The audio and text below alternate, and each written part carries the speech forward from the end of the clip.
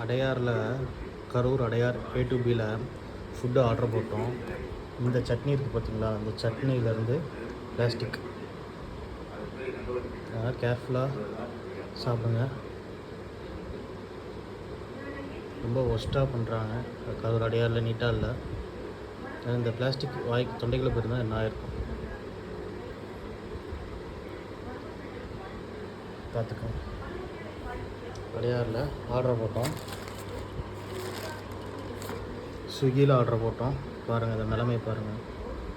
இது ஒரு பிளாஸ்டிக் தொண்டைக்குள்ளே போயிருந்ததுன்னா குழந்தைங்க ஏதோ பெரியவங்க சாப்பிட்டா ஓகே, குழந்தைங்க ஆச்சு சாப்பிட்ருந்தாங்கன்னா என்ன ஆயிருக்கும்